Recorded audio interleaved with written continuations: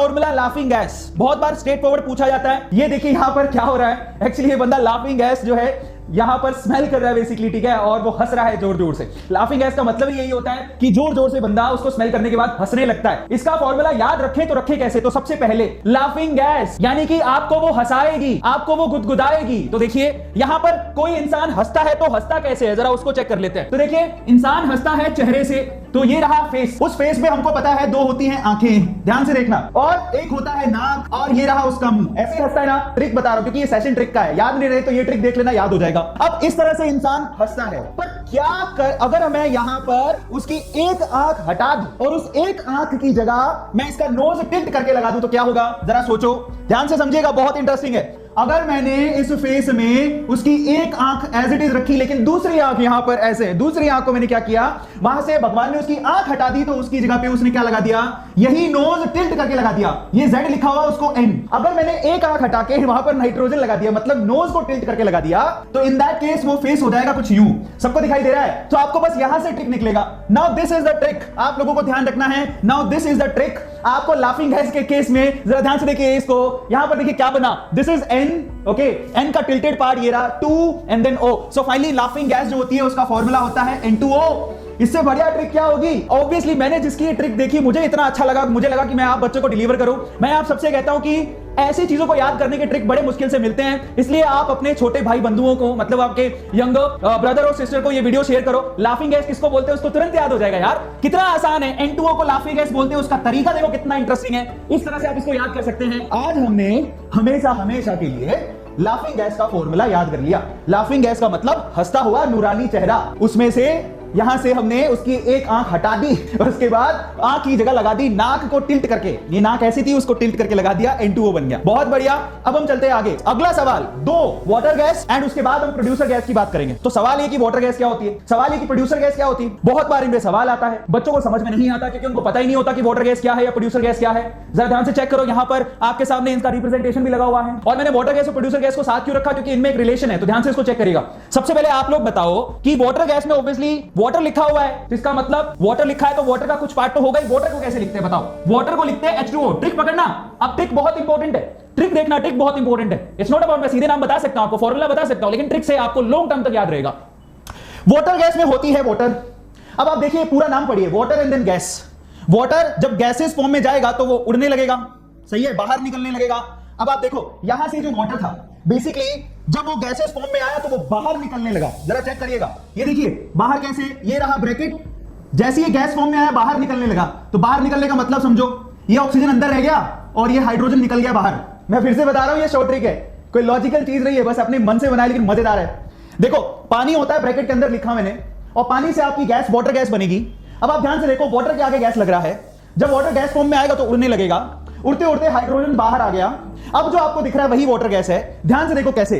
Now ये क्या है C, ये क्या है O, ये क्या है प्लस, और ये क्या है हाइड्रोजन।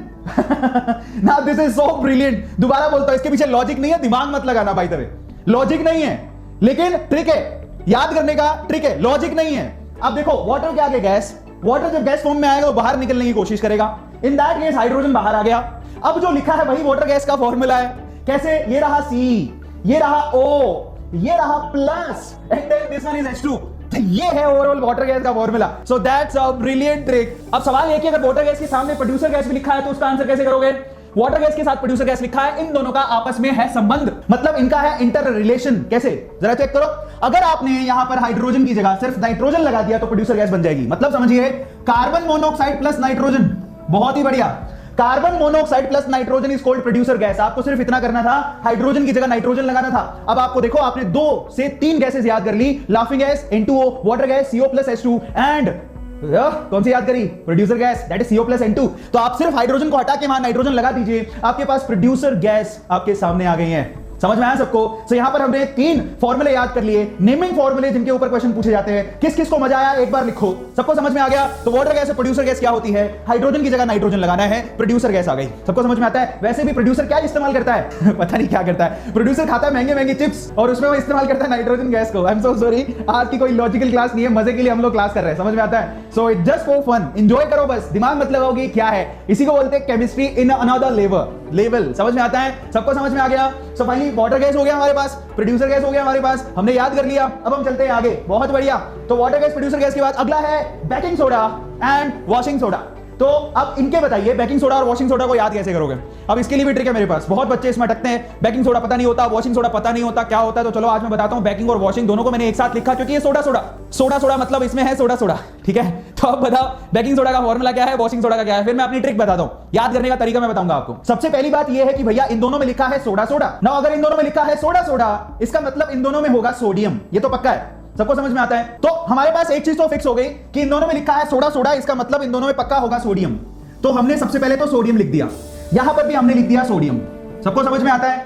आ गया सबको समझ में? तो सोडा मतलब सोडियम तो पक्का हो गया। अब मजे की बात, इन दोनों में एक चीज और कॉमन होती है, वो है कार्बोनेट। मतलब इधर भी कार्बोनेट होता है, ठीक है? CO3 कार्बोनेट आयन का फॉर्मूला क्या होता है? CO3 - 2। तो पता होना चाहिए सोडियम आयन पे होता है Na+ और कार्बोनेट पे होता है CO3 - 2। तो ट्रिक बता रहा हूं, लॉजिक है लेकिन ट्रिक वाला लॉजिक है, याद करने का, माइंड अप्लाई मत कर देना। तो फाइनली देखो भैया, इधर सोडियम कॉमन होता है, कार्बोनेट आर आल्सो कॉमन, ठीक है?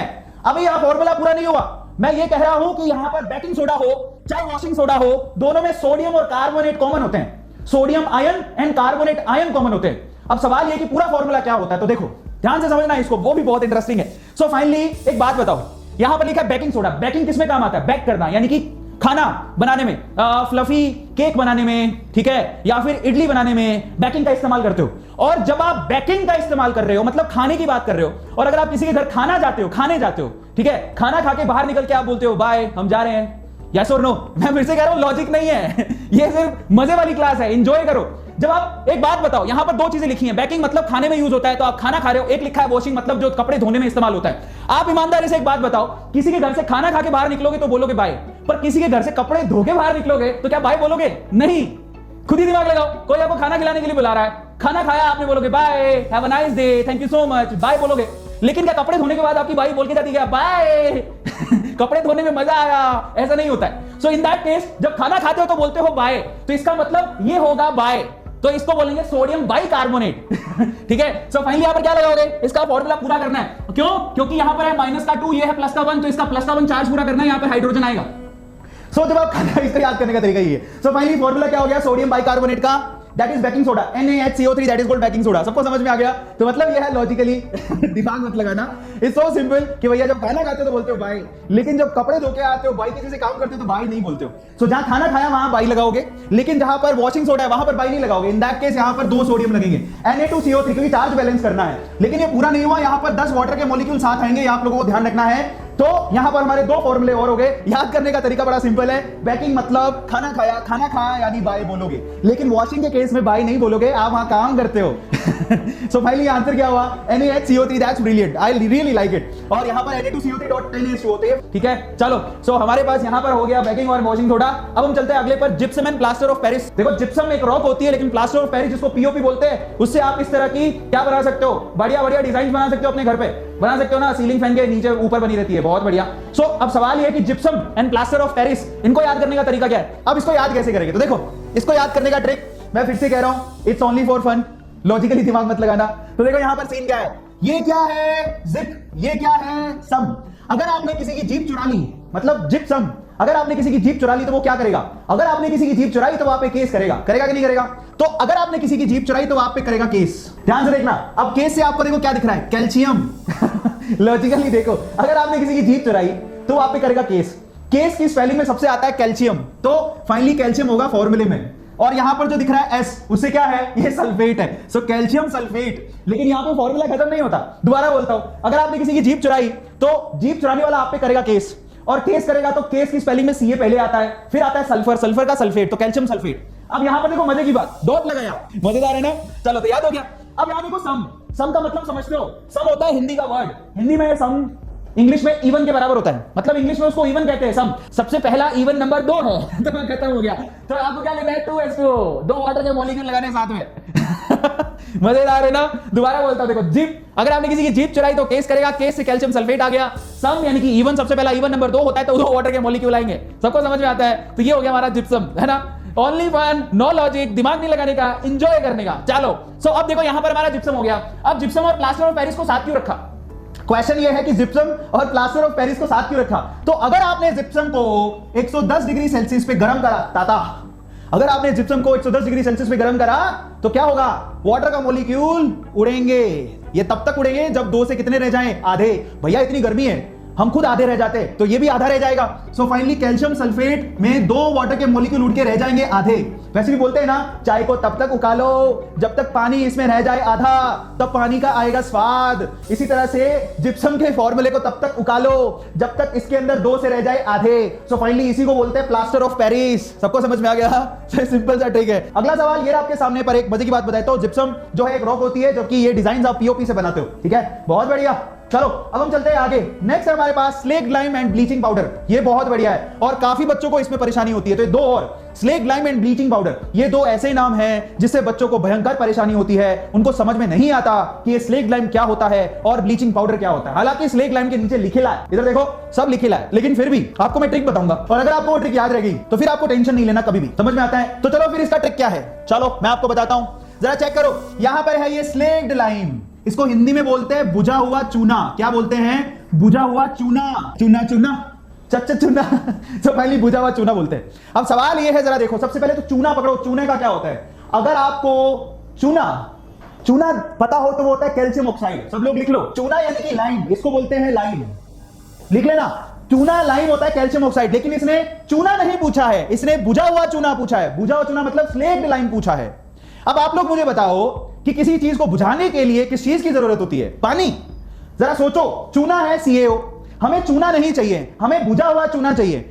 चूने को बुझाने के लिए या किसी चीज को भी बुझाना, बुझाने का मतलब होता है उसकी आग को शांत करना, पानी की जरूरत होती है बुझाने के लिए। तो बस हो गया हमारा काम।